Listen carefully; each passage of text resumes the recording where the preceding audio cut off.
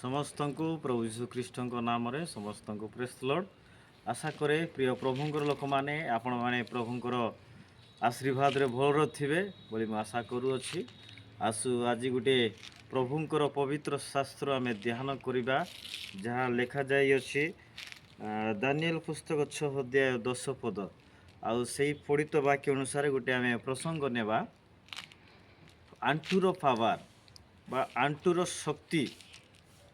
प्रिय प्रभुंकर लोक मैंने आंटूरे केते शक्ति अच्छी आम प्रभु प्रार्थना करने द्वारा प्रभु मान को शक्ति दियंती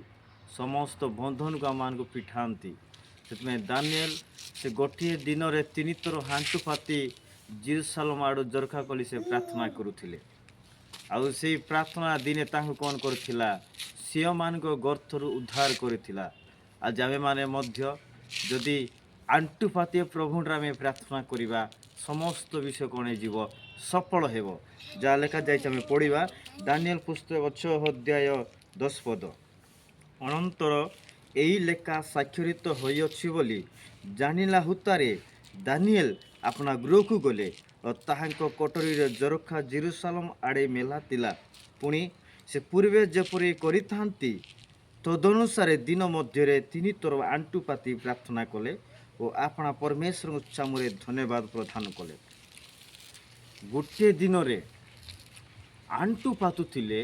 प्रभु को ठारे आंटू पाती प्रार्थना करुथिले आ प्रभु को धन्यवाद देउथिले। प्रिय प्रभुंकर लोक माने आमे आंटी पड़िया पाए बेले बेले इच्छा करू न थाउ आंटू पाती प्रार्थना करिया पाए इच्छा करू न थाउ किंतु प्रभु आमान को परामर्श दिहंती दानिएल को जीवन पर आमान को हेबा पाए आंटू पाती प्रार्थना करिया पाए बेले बेले आमे चर्च को जाऊ आंटू पातिया पाए इच्छा न करि थाउ चेयर रे बसी मते प्रार्थना करि थाउ चेयर को बेसी भलो पाउ थाउ कि तले बसिया पाए भल पाउ थाउ किंतु आंटू पातिबा पाए आम इच्छा करि न थाउ। प्रिय प्रभुंकर लोक माने आमे आंटू पाती आवश्यक रही प्रभु निकट में आंटू पाती भक्तिर सहित प्रभु प्रणाम करने सहित आम धन्यवाद देवार अच्छी। प्रिय प्रभुंकर लोक माने आंटूरे शक्ति अच्छी आंटूरे पावर अच्छी से दानिएल आंटू पाती प्रार्थना करुथे अनेक लोक मैंने षड्यंत्र कले तथापि प्रभु तांग सहित थिले दानिएल दोष अनुसंधान करुथिले किंतु कौन दोष पाइले नहीं तथापि गोटे विषय दोष अनुसंधान कले जे 30 दिन किए मध्य कौन लोक कौन करिबो नाही प्रार्थना कौन देवता कि मनुष्य पाखरे कि परमेश्वर कौन करिबो नाही प्रार्थना करिबो नाही किंतु ये समस्त विषय साक्षरित होइअछि जानला परे मध्य दानिएल प्रार्थना करियोटा बंद कले नाही। बेले बेले आम प्रार्थना को बंद करता कौन समस्या हेल्ले प्रार्थना को बंद करता आग 2020 मसीह आम देखुचु जे 19-20 कोरोना भाइरस होता से समय अनेक प्रार्थना बंद हो जाऊला अनेक सहायता हो पार नाला किए प्रार्थना बंद कर देउथिले प्रार्थना करने घरे बसी प्रार्थना करू नथिले किंतु प्रिय प्रभुंकर लोक माने आम प्रार्थना को सबुकिछि दुनियार बंद हेल्ले प्रार्थना को बंद करवा नहीं प्रभु प्रार्थना करार अच्छी आंटू पाती प्रार्थना करार अच्छी प्रभुंटार धन्यवाद देवार अच्छी से लेखा जाइए दानिएल 6 अध्याय 10 पदरे बहुत सुंदर वाक्य दानिएल तदनुसार दिन मध्य 3 थर आंटू पातुथिले एवं प्रार्थना करुथिले से आंटू पाती प्रार्थना करने द्वारा प्रभु एत बड़ चमत्कार करिसंती अद्भुत करिसंती गोटे पद पढ़ा आम समाप्त करवा बहुत सुंदर वाक्य। प्रिय प्रभुंक लोक मैंने से सिंह गर्तर जिते पिंगा गला से समय 22 पदर लेखा जाइए परमेश्वर अपना दूत पठाई सिंह मान मुख को बंद करिसंती सिंह मान मुख परमेश्वर दूत कौन कले बंद कले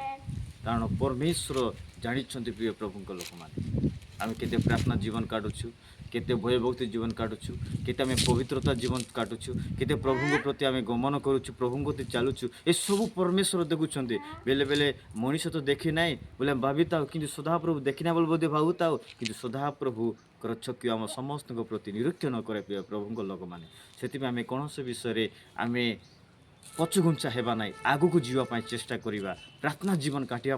इच्छा करिबा से दानिएल पुस्तक में देखलु परमेश्वर दूत पटाई कौन कले सी मान मुख को बंद कले से मोर क्षति करना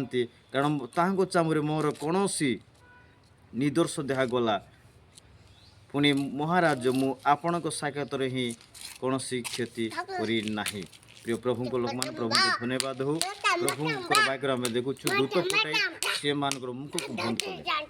ଆଉ ସେ ଅନୁସାରେ ଆମେ ଯଦି ପ୍ରାର୍ଥନା ଜୀବନ କାଟୁଥିବା, ଯେଉଁ ପରିସ୍ଥିତି ଆସୁ, ସମସ୍ୟା ଆସୁ, ଯେକୌଣସି ରୋଗ ଆସୁ, ଯେକୌଣସି ବନ୍ଧନ ଆସୁ, ପ୍ରଭୁ କ'ଣ କରିବେ? ଦିନେ ସମସ୍ତ ବିଷୟକୁ ବନ୍ଧନକୁ ଫିଟାଇବେ। ସେଥିପାଇଁ ଆସୁ ଏ ସୁନ୍ଦର ବାକ୍ୟ ଦ୍ୱାରା ପ୍ରଭୁ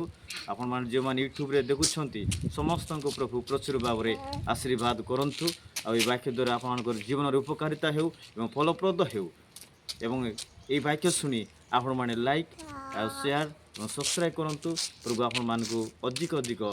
ଆଶୀର୍ବାଦ କରନ୍ତୁ। ଆମେନ୍।